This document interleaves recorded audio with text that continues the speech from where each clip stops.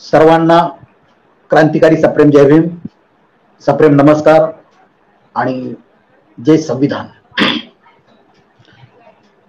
आज पुन्हा एकदा आपल्या हृदयाशी सुसंवाद साधण्याची संधी मला बहुजन संघटक या फेसबुक लाईव्ह ग्रुपच्या माध्यमातून आदरणीय राहुल खांडेकर सरांनी मला उपलब्ध करून दिली आणि आपल्या समोर एक ज्वलंत विषय घेऊन या ठिकाणी आपल्या सोबत समोर आलेला आहे। आज आपण पाहतो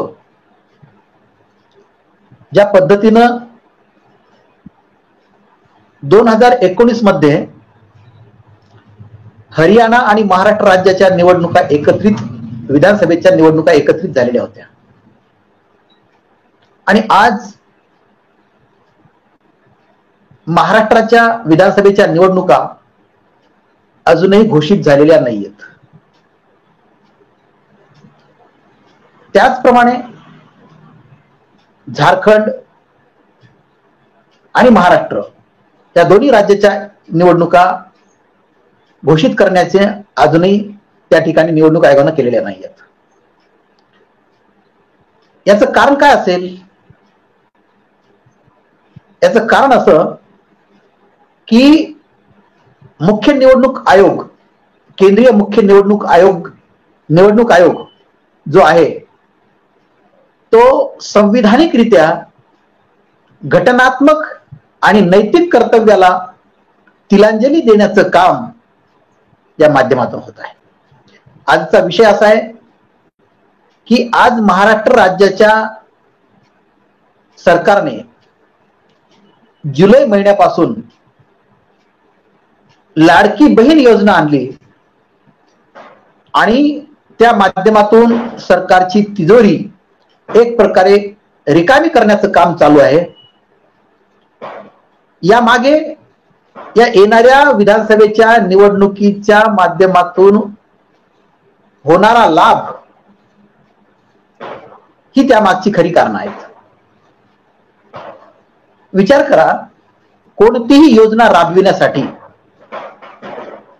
लोकशाहीमध्ये मुभा आहे, कारण स्वातंत्र्य, समता, न्याय आणि बंधुता या चारही नैसर्गिक नीतिमूल्य ही लोकशाहीची मूल्य आविष्कारित करण्यासाठी ज्या ज्या योजनांची, ज्या ज्या कृतीची आवश्यकता असते त्या सर्व कृती सरकार पक्षाने करायला हव्यात।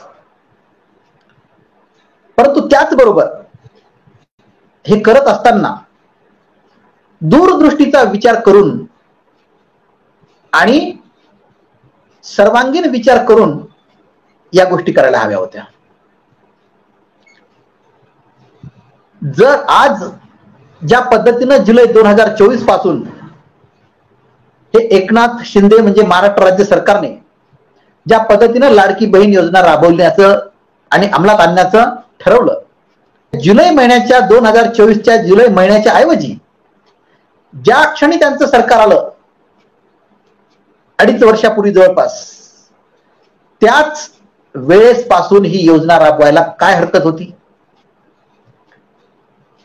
एवढंच काय की जेवढ्या काही योजना आहेत वेगवेगळ्या प्रकारच्या, त्या सगळ्या योजनांना बगल देऊन आज ही योजना अंमलात आणण्याचं अट्टहासाने प्रयत्न या शिंदे सरकारने केलेला आहे। त्याचं कारण स्पष्ट दिसतं की येणाऱ्या नोव्हेंबर मध्ये निवडणुका, अजून आचारसंहिता घोषित झालेली नाहीये। माननीय मुख्य निवडणूक आयुक्तांनी काल परवाच येऊन महाराष्ट्रामध्ये बैठका घेऊन त्याचा अंदाज घेतला आणि लवकरच त्या आचारसंहिता घोषित करतील अशी शक्यता आहे। पण एकंदरीत त्या गोष्टीचा जर विचार केला तर या महाराष्ट्र राज्यामध्ये येणाऱ्या विधानसभेच्या निवडणुका डोळ्यासमोर ठेवून मतांच्या लाभापोटी ह्या योजना अट्टहासाने सरकारी तिजोरीमध्ये खडखडाट असताना 2024-25च्या अर्थसंकल्पातील ज्या ज्या विभागाला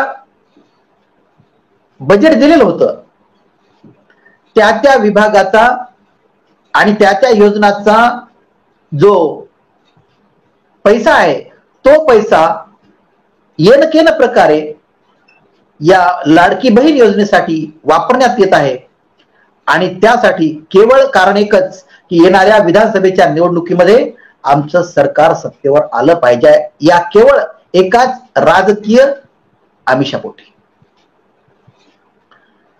किती महाराष्ट्राचं राजकारण किती नीच स्तराला गेलेलं आहे हे यावरून लक्षात येतं. आणि आजच पुन्हा माननीय अजित पवार अर्थमंत्री महाराष्ट्र राज्याचे त्यांनी आजच घोषणा केली की महाराष्ट्रातील शेतकऱ्यांनी आपल्या कृषी पंपाचं वीज बिल अजिबात भरायचं नाही, मागचंही भरायचं नाही, आताचंही भरायचं नाही. अशा पद्धतीनं पुन्हा एकदा खैरात या महाराष्ट्र राज्यावर या अर्थमंत्र्यांनी केलेली. विचार करा, आमच्या महाराष्ट्र सरकारचाच आणि महाराष्ट्र राज्याचाच जर आपण विचार केला तर महाराष्ट्राचं वार्षिक उत्पन्न जवळपास 6.5 ते 7.5 लाख कोटी रुपये आहे वार्षिक. आणि महाराष्ट्रावरती कर्ज जवळपास 8,93,000 कोटी रुपयाचं कर्ज महाराष्ट्र राज्यावर आहे. विचार करा, आपण एक उदाहरण घेऊया की एखाद्या कुटुंबाचं उत्पन्न वार्षिक साधारणतः 2 लाख रुपये असेल आणि त्याचा खर्च, अतिआवश्यक खर्च, चैनीच्या विलासाच्या गरजा सोडून अतिआवश्यक खर्च, आवश्यक खर्च म्हणजेच आरोग्याची देखभाल करण्यासाठी हॉस्पिटॅलिटीचा खर्च किंवा घरामध्ये मुलांचा शिक्षणाचा खर्च, ह्या इतर आवश्यक गोष्टी जर पाहिल्या तर या सगळ्या गोष्टीचा विचार केला तर त्या कुटुंबाला कमीत कमी वर्षाला जर 3 लाख रुपये लागत असतील आणि उत्पन्न 2 लाख रुपये असेल वार्षिक, तर त्या कुटुंब प्रमुखाने किंवा त्या कुटुंबाने वार्षिक 1 लाख रुपयाचं उत्पन्न, अवांतर उत्पन्न कसं करायचं? एक तर बँकेकडून लोन घेणे किंवा वेगवेगळ्या पतसंस्थेच्या माध्यमातून, आणि ज्यांच्याकडं कुठलीच ऐपत नाही, कुणी बँका लोन देऊ शकत नाही, अशा व्यक्तीनं खाजगी सावकाराकडं व्याज दाम दुपटीनं पैसे घेऊन आपल्या पद्धतीच्या अत्यावश्यकांना आवश्यक गरजा भागवायच्या. अगदी याच पद्धतीनं महाराष्ट्र राज्याचं सरकार आज 2024च्या काळामध्ये अट्टाहासाने चालवलं जात आहे. विशेष म्हणजे आज महाराष्ट्र सरकारच्या तिजोरीमध्ये खडखडाट आहे. 2024च्या आणि 25च्या आर्थिक वर्षामध्ये म्हणजे गेल्या मार्च मध्ये जे बजेट आलं महाराष्ट्र राज्य सरकारचं, या बजेटमधून ज्या ज्या योजनांसाठी वेगवेगळ्या विभागासाठी जे बजेट निश्चित केल्यात गेलं, त्या बजेटमधून जे अतिरिक्त बजेट होतं त्या बजेटमधून आणि इतर विकास योजनांचा पैसा या राज्य सरकारने वेगवेगळ्या प्रकारच्या योजनांच्या माध्यमातून केवळ येणाऱ्या विधानसभेच्या निवडणुकीच्या आमिषापोटी ह्या नवनवीन योजना काढून त्या ठिकाणी खर्च करण्यात येत आहेत. विचार करा, आज आपल्या महाराष्ट्र राज्याची लोकसंख्या साधारणतः 13 कोटी आहे असं गृहीत धरू, आणि त्यातील स्त्रियांचं प्रमाण साधारणतः 45 ते 50% जर ॲन ॲव्हरेज जर आपण पकडलं तर निश्चितपणे 6 ते 6.5 कोटी महिला आहेत. त्या 6.5 कोटी महिलांपैकी ज्या लाडकी बहीण योजनेमध्ये बसणाऱ्या महिला आहेत त्या आपण साधारणतः 3 कोटी पकडू.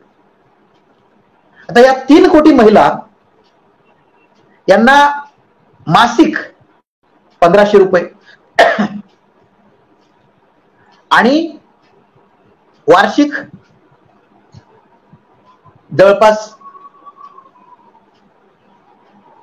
अजित पवार, माननीय अर्थमंत्री अजित पवार यांनी यासाठी त्यांनी सांगितलं की आम्ही 46,000 कोटी रुपये राखून ठेवलेले आहेत या लाडकी बहीण योजनेसाठी.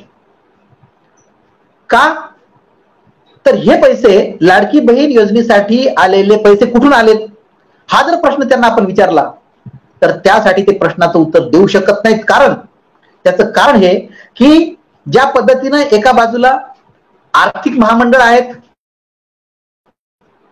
त्यामध्ये असतील आर्थिक महामंडळ, वसंतराव नाईक आर्थिक महामंडळ असेल, वेगवेगळ्या प्रकारचे जे जे काही आर्थिक महामंडळ आहेत त्या संपूर्ण तिकडचा बजेटचा खर्च, बजेटचा पैसा त्यांनी या योजनेकडे वळवला. त्याचप्रमाणे या योजनेसाठी प्रसंगी कर्ज काढण्याची सुद्धा यांनी तयारी ठेवलेली आहे. जरी केंद्र सरकारतर्फे या योजनेसाठी पैसा आणलेला आहे असं जरी आपल्याला ते दाखवत असतील तरी यावर कितपत विश्वास ठेवायचा. सांगायचं तात्पर्य असं की आज सरकारच्या तिजोरीमध्ये उत्पन्नाच्या वरती जवळपास 1,00,000 कोटी रुपये उत्पन्न, 7 लाख कोटी रुपये आणि जवळपास 8,93,000 कोटी रुपये महाराष्ट्र राज्यावर सरकारवर कर्ज, आणि या कर्जापोटी दर वर्षाला 65,000 कोटी रुपयाचं व्याज द्यावं लागतं. म्हणजे याचा अर्थ हा स्पष्ट आहे की आज आमच्या उत्पन्नामध्ये, आमच्या तिजोरीमध्ये 1 रुपयाही शिल्लक नसताना, शिल्लक कसा म्हणतो मी, कारण अर्थसंकल्प हा शिल्लकीचा अर्थसंकल्प आजपर्यंत कधी गेल्या 60 वर्षामध्ये या महाराष्ट्र राज्य सरकारने सादर केलेला नाही. शिल्लकीचा अर्थसंकल्प आजपर्यंत प्रत्येक अर्थसंकल्प हा तुटीचा अर्थसंकल्प आहे आणि हा तुटीचा अर्थसंकल्पाची चढता आलेख या ठिकाणी गेल्या 60 वर्षापासून आलेला आहे. याचा अर्थ स्पष्ट आहे की राज्याच्या तिजोरीमध्ये पूर्णतः खडखडाट आहे. असं असताना अनावश्यक खर्च करण्याची अजिबात आवश्यकता नाही. बरं, हा काही आजचा विषय नाहीये. महाराष्ट्र राज्याच्या निर्मितीपासून 1960 पासून ते आजपर्यंत या तुटीच्या अर्थसंकल्पाचा चढता आलेख आहे. कधीही कोणत्याही सरकारने हा विचार केला नाही की आपल्या उत्पन्नाच्या मध्येच आपला खर्च झाला पाहिजे. कमीत कमी उत्पन्नामधून जेवढं उत्पन्न आहे त्याच्या कमी खर्च असला पाहिजे तरच आपली बचत होऊ शकते. निदान उत्पन्न आणि खर्च समान पातळीवर तरी असलं पाहिजे, तर कमीत कमी आर्थिक विकास जरी नसला तरी आर्थिक भकास तरी राहणार नाही. परंतु हेही नाही. उलट गेल्या 60 वर्षामध्ये दर वर्षाचा अर्थसंकल्पाचा जर आपण ताळेबंद पाहिला तर जवळपास आपल्या राज्याचा अर्थसंकल्प हा तुटीचा अर्थसंकल्प सिद्ध झालेला आहे. आणि जेव्हा हा आर्थिक तुटीचा अर्थसंकल्प म्हणजे उत्पन्न आणि खर्च यामधली तफावत जेव्हा 30% पोहोचते, बघा, उत्पन्न आणि खर्चाचं ही जी तूट आहे ही जवळपास 30% वरती जेव्हा पोहोचते तेव्हा निश्चितपणे राज्य आर्थिक दिवाळखोरीत दिल्याशिवाय राहणार नाही. ही अर्थव्यवस्थेची सूचना आहे, अर्थशास्त्राची सूचना आहे. म्हणून आज आमचं राज्य एक प्रकारे आर्थिक दिवाळखोरीमध्ये जाताना दिसते आहे. बरं, हे कशामुळे झालेलं आहे? हे केवळ आणि केवळ यामुळे झालेलं आहे की आमच्या महाराष्ट्राची सर्वसामान्य जनता ही या सगळ्याच राजकीय पक्षांच्या, जे सत्तेवर होते आजपर्यंत आणि जे आहेत, या सगळ्याच राजकीय सत्ताधारी राजकीय पक्षांनी आजपर्यंत महाराष्ट्र राज्याच्या जनतेचा किंवा राज्याच्या विकासाचा, खऱ्या विकासाचा आजपर्यंत कधीही विचार केलेला नाही. त्यांना फक्त केवळ सत्तेची खुर्ची मिळविण्यासाठी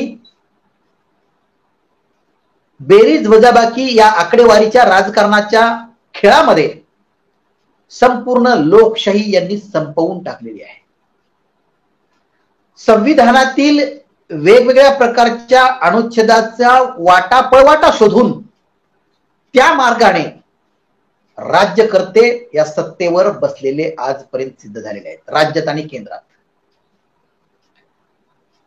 सरकार सर्वसामान्य जनतेकडून आज आमची सर्वसामान्य जनता जी जगण्यासाठी धडपडते, हाताला काम नसलं तरी कुठल्याही पद्धतीनं आठवड्यातून 4 दिवस का होईना काम करते आणि त्या 4 दिवसाच्या आलेल्या मोबदल्यामध्ये एकतर बौद्धिक आणि शारीरिक क्षमतेनुसार या महाराष्ट्रीयन जनतेला हाताला काम नाही.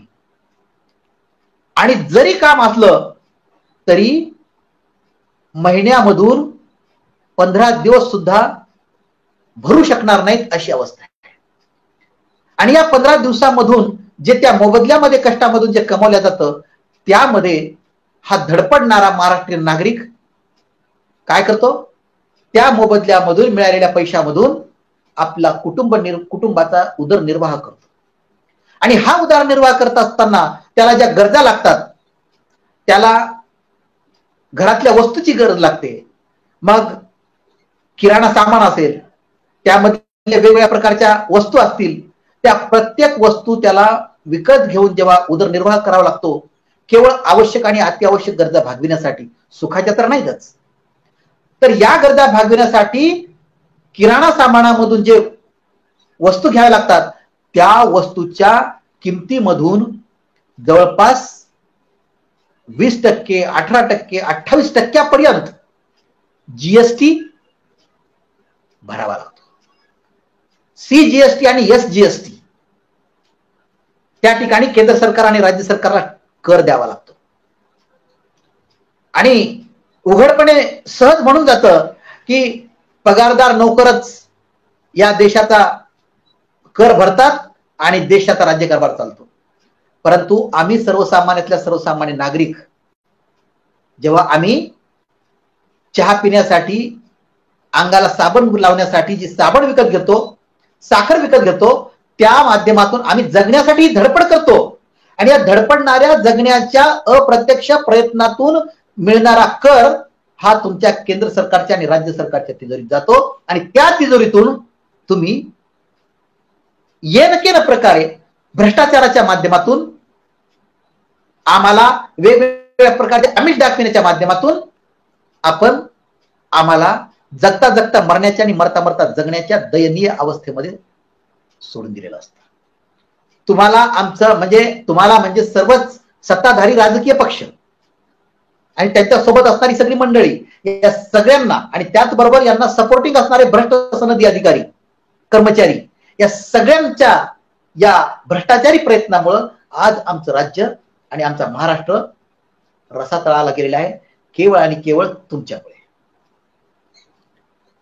आणि या विधानसभेच्या निवडणुकीच्या आमिषापोटी तुम्ही या लाडकी बहीण योजनेची सुरुवात केलेली आहे, ज्यामध्ये एकतर ही लाडकी बहीण योजना मी माननीय अजित पवार, माननीय उपमुख्यमंत्री असं म्हणणार नाही, माननीय अर्थमंत्री, तुम्ही म्हणताय की लाडकी बहीण योजना आणलेली आहे आम्ही.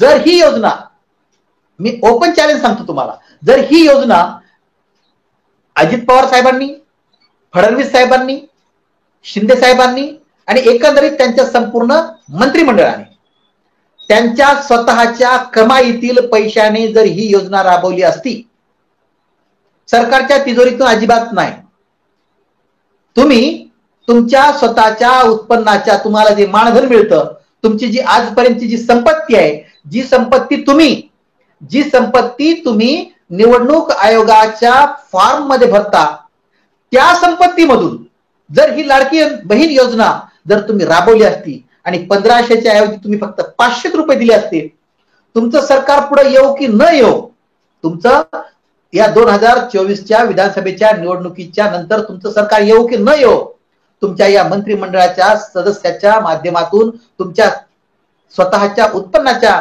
मानधनातून, संपत्तीतून जर हे लाडकी बहीण योजनेचे 500 रुपये तुम्ही जर वर्षभर जर दिले असते ना, फक्त वर्षभर, तुमचं येणारं सरकार येवो की न येवो प्रश्न तो नाहीयेच.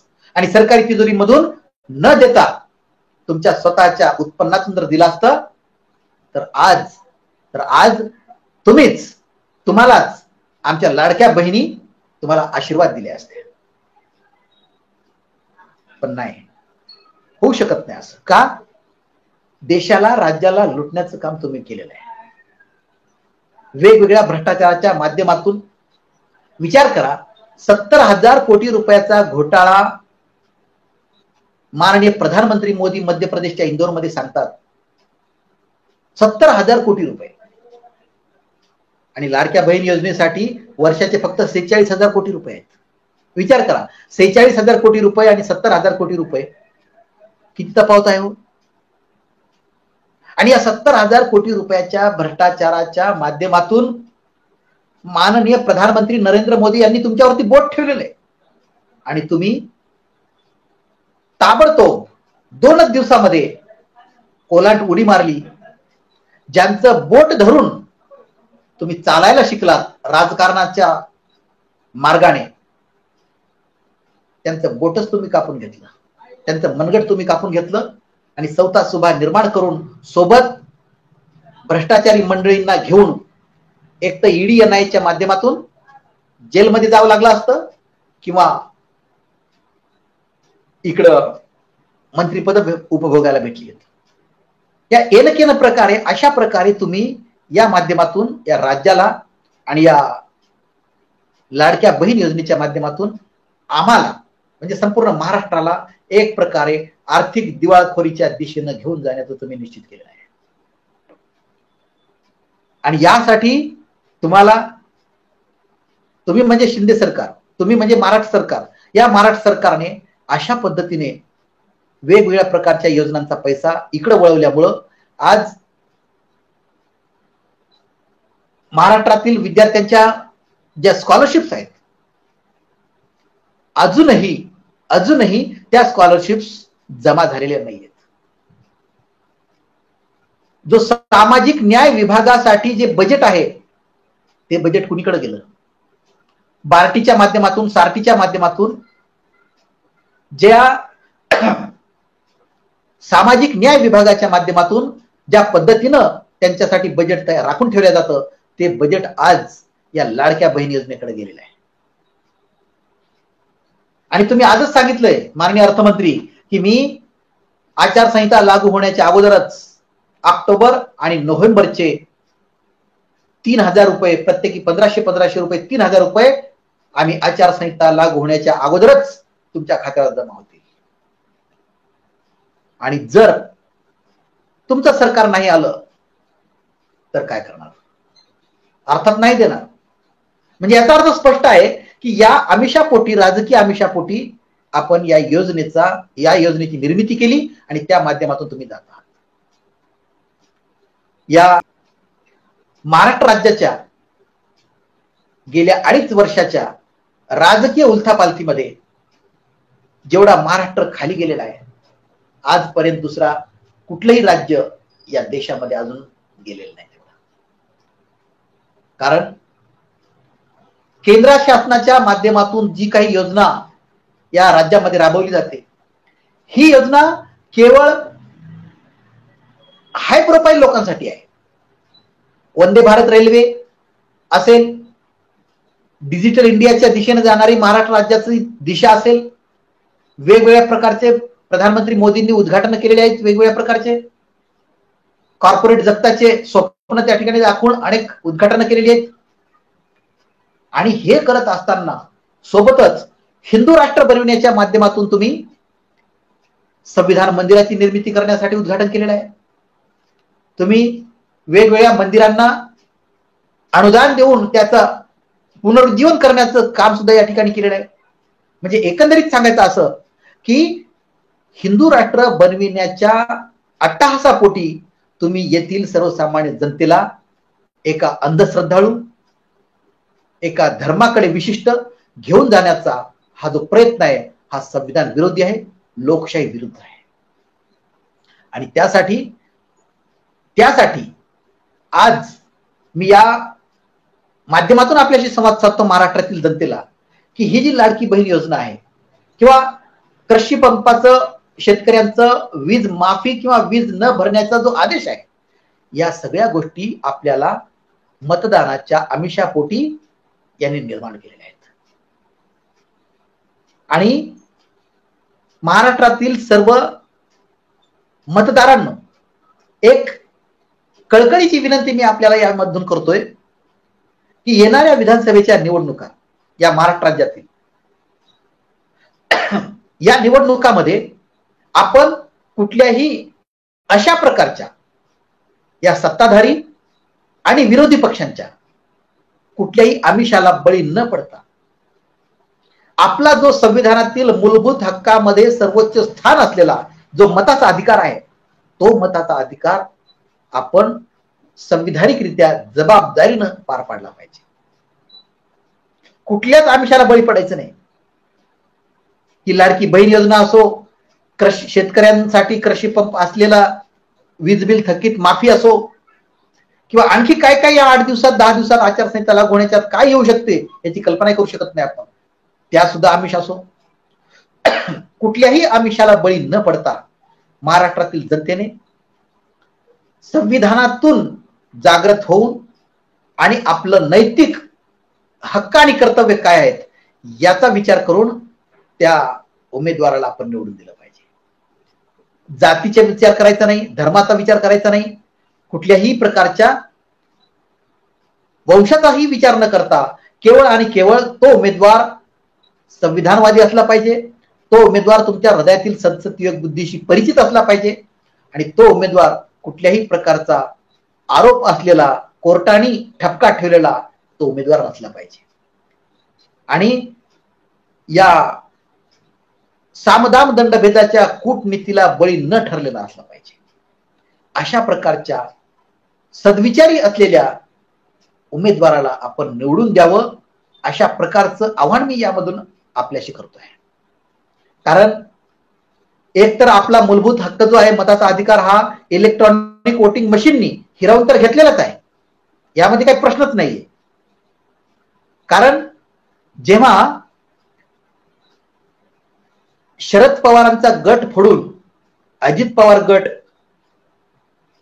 भाजपकडे वळाला, त्या अगोदर श्रीकांत शिंदे साहेबांचा गट भाजपकडे वळाला, उद्धव ठाकरे साहेबांचा शिवसेना सोडून, तेव्हा याच मोदी सरकारने ईडीचा आणि एनआयचा धाक दाखवून जेव्हा त्यांना जवळ केलं आणि त्याचबरोबर त्यांना हेही कदाचित सांगितलं असेल की इलेक्ट्रॉनिक वोटिंग मशीनच्या माध्यमातून आपण पुन्हा सत्तेवर येणार आहोत, आणि त्यामध्ये धांदली करून वेगवेगळ्या प्रकारे लोकसभेमध्ये त्यांनी कुबड्या घेऊन का होईना आज तिसऱ्यांदा केंद्रामध्ये सरकार स्थापन केलं.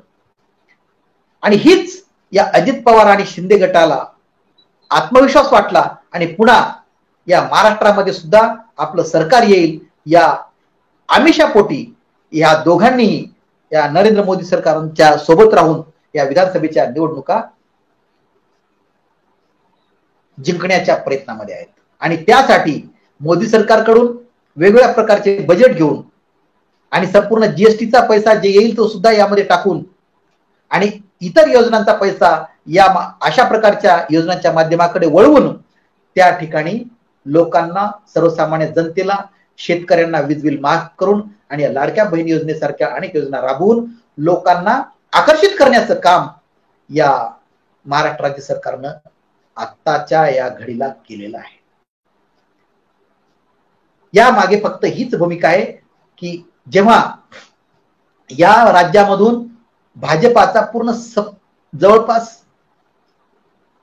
सुपडा साफ झालेला आहे आणि त्यासाठी पुन्हा वरती ज्या पद्धतीनं इंडिया आघाडीनं संविधानाचं पुस्तक हातात घेऊन सभा गाजवल्या, तसं या महाराष्ट्रामध्ये महाविकास आघाडी या सत्ताधाऱ्यांच्या विरोधामध्ये आपली रणनीती आखून पुन्हा या राज्यामध्ये निवडून येण्याच्या मार्गावर असताना इतर जी काही आपली राजकीय पक्ष आहेत, जी तिसरी आघाडी असेल किंवा इतर जे काही छोटे मोठे पक्ष आहेत, या पक्षांनी सुद्धा आपापल्या परीनं या दोन्हीही इंडिया आघाडी असेल म्हणजे एनडीए असेल म्हणजे महायुती असेल आणि महाविकास आघाडी असेल, यांच्या व्यतिरिक्त अनेक राजकीय पक्ष यामध्ये येऊन त्यांना त्या ठिकाणी निवडणुकीच्या माध्यमातून येणार आहेत. परंतु या सत्ताधारी राजकीय पक्षांनी या सर्व बाबतीत महाराष्ट्र राज्याच्या तिजोरीचा खडखडाट असताना सुद्धा या ठिकाणी केवळ अट्टहासापोटी पुन्हा सत्तेवर येण्याच्या खुर्चीसाठी लालसेपोटी अनेक योजनाचं आमिष दाखवलं आणि हे आमिष केवळ आणि केवळ या निवडणुका लागू होईपर्यंतच मिळणार आहेत, यानंतर मिळणार नाहीत. हे माझं चॅलेंज आहे, शाश्वती आहे. जरी या महाराष्ट्र राज्याच्या वरती सरकार जरी या भाजपचं किंवा शिंदेचं किंवा अजित पवार गटाचं जरी आलं तरी सुद्धा ही लाडकी बहीण योजना ही बंद होणारी आहे, हे आज मी लिहून देतो. जरी यांचं सरकार आलं तरी, सरकार नाही आलं तर प्रश्नच नाही, जरी सरकार आलं तरी ही योजना बंद झाल्याशिवाय राहणार नाही, एवढं माझं चॅलेंज आहे. कारण यांना फक्त सत्तेवर येणार नाही हे त्यांना माहिती आहे, सत्तेवर आम्ही येऊ शकत नाही हे त्यांना माहिती आहे. कारण महाराष्ट्रातील जनता फार वेगळ्या विचाराची आहे आणि त्या विचारानुसार त्यांना माहिती आहे की आम्ही सत्तेवर येऊ शकत नाही, म्हणून त्यांनी येणाऱ्या सरकारला, येणारं कोणतंही सरकार असो त्या सरकारसाठी ही डोकेदुखी करून ठेवले की लाडकी बहीण योजना सुरुवात करून आणि राबवून. आणि जेव्हा सरकार येईल, यांचं समजा कदाचित सरकार आलंच तर ही लाडकी बहीण योजना बंद तर होईलच, पण त्याचबरोबर अनेक कारण दाखवून ते बंद करण्याचे मार्ग, ते बंद करण्याचं कारण सांगतील. विचार करा, महाराष्ट्र राज्य घ्या, केंद्र सरकार घ्या, या दोन्हीही केंद्र सरकार आणि राज्य सरकारच्या माध्यमातून जो काही देशासाठी आणि राज्यासाठी राज्यकारभार चालतो, हा राज्यकारभार वरचेवर कर्जाच्या माध्यमातूनच चालत आहे. आज आपण म्हणतो की आमच्या देशाचा सर्वसामान्यातला सर्वसामान्य शेतकरी प्रत्यक्ष अप्रत्यक्षरित्या कर्जबाजारी होऊन आत्महत्येच्या उंबरठ्यावर जातो. आणि हा शेतकरी जर आत्महत्येच्या उंबरठ्यावर जात असेल तर आमच्या महाराष्ट्राचं सरकार आणि केंद्राचं सरकार यांची आत्महत्या कशी असेल? हा विचार कुणाला कळतोय? जे सद्विचारी आहेत, संविधानवादी आहेत, जे काही विचार करू शकतात त्यांनाच हा प्रश्न पडतोय.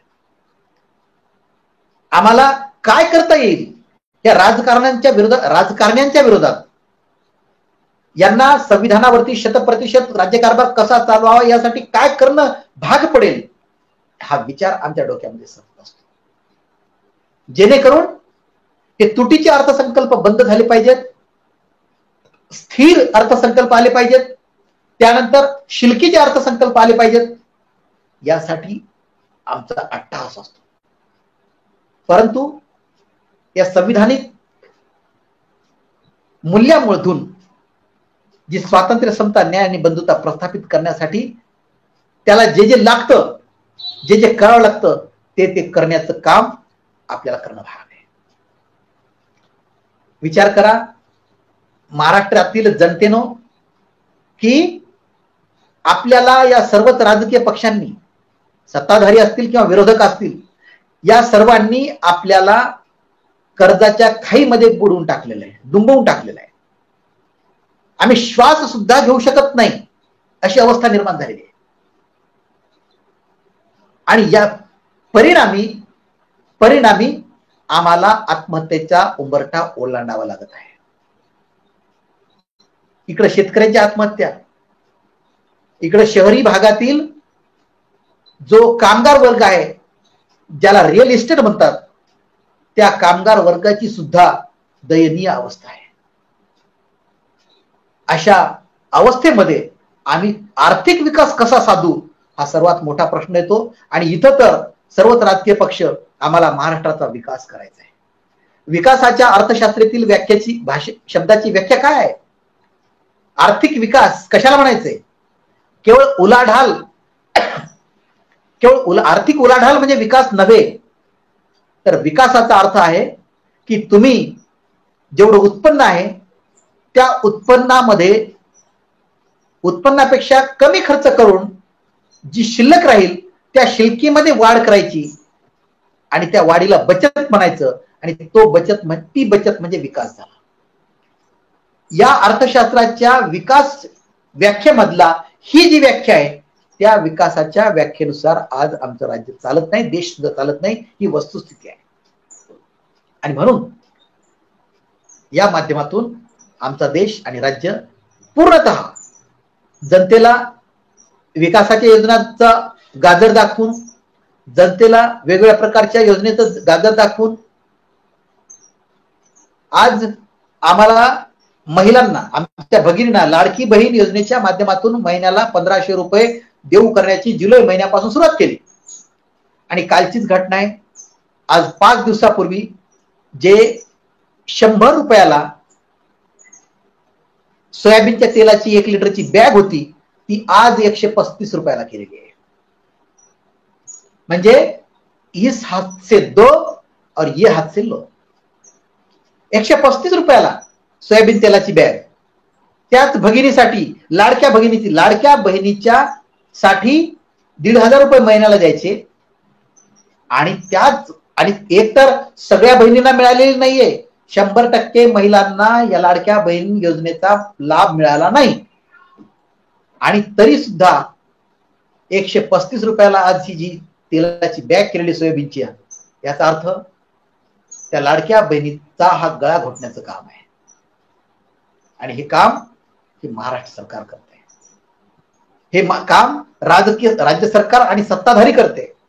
यांना कुठल्याही महाराष्ट्राच्या जनतेचं घेणं देणं नाही.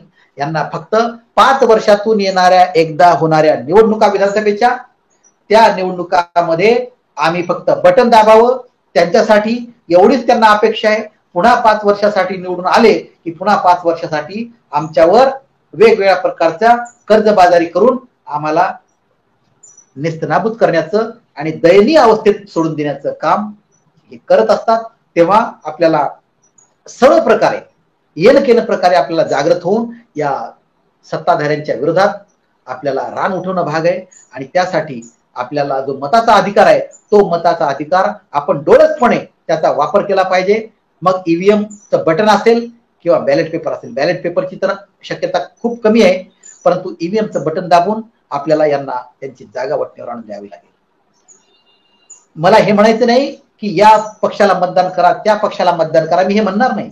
परंतु हे निश्चित म्हणणार की जे सुरत मार्गे आसामच्या गुवाहाटीला गेले, काय ते झाडी, काय ते डोंगर म्हणणारे, काय ते हॉटेल म्हणणारे, अशा अलीबाबा 40 चोरांना कधीही निवडून द्यायचं नाही. एवढंच काय जे 70,000 कोटीचा घोटाळा करून आम्हाला तुम्हाला लुटून ज्या पद्धतीने सत्तेवर पुन्हा जाऊन बसले, त्यांनाही आम्हाला त्यांची जागा दाखवून द्यावी लागणार आहे. त्याचप्रमाणे जे महाविकास आघाडीचे पक्ष आहेत त्यांनी सुद्धा या संविधानावर आजपर्यंत देश कधी चालवलाच नाही. त्यांनाही वटणीवर आणण्यासाठी त्यांची जागा आपल्याला त्यांना दाखवून द्यावी लागणार आहे. आणि त्यासाठी एक नवीन युवा पिढी, ज्यांना राजकारणाच्या सामदाम दंडभेदाच्या कूटनीतीचा वास सुद्धा नाही, असे तत्वज्ञानी लोक शोधून अशांना जर आपण उमेदवारी म्हणून देऊन आणि निवडून जर दिलो तर निश्चितपणे आपल्या संविधान आणि लोकशाहीचा आविष्कार झाल्याशिवाय राहणार नाही. आणि त्यासाठी युवा पिढी, महिला आणि पुरुष यांची युवा पिढी जी नवीन असेल, जी तत्ववेत्ते असतील, जे कुठल्याही पक्षामध्ये नवीन आलेले असतील, अशा नवीन युवा पिढीला या ठिकाणी निवडून देऊन आपण या महाराष्ट्रामध्ये बदल करावा असं आपल्याला या ठिकाणी मी कळकळीचं आवाहन करतो. आणि त्यासाठी मी तुम्हाला वेगळं सांगण्याची गरज नाही, कारण आपण सर्वच डोळस आहात, सर्वच संविधानवादी आहात. आणि एक चित्रपटामध्ये गाणं आहे की ये पब्लिक है भाई, पब्लिक है सब जानती है. आणि खरोखरच आपण सर्वजण जाणता. आणि त्याच अनुषंगाने मी आपल्या माध्यमातून, या ग्रुपच्या माध्यमातून, फेसबुक लाईव्ह ग्रुपच्या माध्यमातून आपल्याशी सुसंवाद साधला. फक्त एकच शेवटी सांगतो की या राज्य सरकारने अनेक योजनांना कात्री देऊन अनेक इतर योजनांचे पैसे या लाडक्या बहीण योजनेसाठी वापरून त्या ठिकाणी इतर योजनांना बगल दिली आणि केवळ येणाऱ्या विधानसभेच्या निवडणुकीच्या मताच्या लाभापोटी आमिषापोटी ही योजना आणली आणि ही या योजनेची अंमलबजावणी केली आणि येणाऱ्या विधानसभेच्या निवडणुकीमध्ये आम्हाला मत पडावीत, आम्ही सत्तेवर पुन्हा बसावं आणि पुन्हा आम्ही काय ते झाडी काय ते डोंगर पुन्हा एकदा पाहावं, याच आमिषापोटी या संपूर्ण मिंदे सरकारने, या आताच्या राज्य सरकारने हे केलेली आहे. आणि त्यांच्या कुठल्याही आमिषाला बळी न पडता आपण आपला एकमेव असलेला मताचा अधिकार जो 5 वर्षातून आम्हाला एकदा मिळतो, त्या मताचं हत्यार आम्ही चांगल्या पद्धतीनेच वापरणार, जेणेकरून आमची संविधान, आमची लोकशाही, आमचे मूलभूत हक्क कायमस्वरूपी शाबूत राहतील. कारण आम्ही या देशाचे, राज्याचे मालक आहोत. माझा देश आणि मी देशाचा, माझा राज्य मी या राज्याचा, महाराष्ट्र माझा, हा या भूमिकेतून आम्हाला या संपूर्ण सत्ताधाऱ्यांच्या आणि इतर विरोधी पक्षांच्या, राजकीय पक्षांच्या विरोधामध्ये या संविधानाची, या लोकशाहीची शक्ती दाखवून द्यायची, की जेणेकरून या राज्याचा, आजपर्यंत या महाराष्ट्र राज्याने संपूर्ण देशाला वेगवेगळ्या प्रकारच्या क्षेत्रामध्ये दिशा दाखवून दिलेली आहे. आणि पुन्हा एकदा आपल्याला या 5 वर्षानंतर, गेल्या 5 वर्षामध्ये महाराष्ट्र राज्य फार रसातळाला गेलेलं आहे राजकारणाच्या बाबतीत, आणि आता आपल्याला पुन्हा या देशाला दिशा देण्यासाठी आपल्याला एक नवीन पायंडा टाकायचा आहे आणि पुन्हा एकदा या निवडणुकीच्या माध्यमातून या राज्याने देशाला दिशा देण्यासाठी आपल्याला काम करायचंय. एवढं आवाहन करतो आणि थांबतो. जय संविधान, जय भारत, धन्यवाद, जय.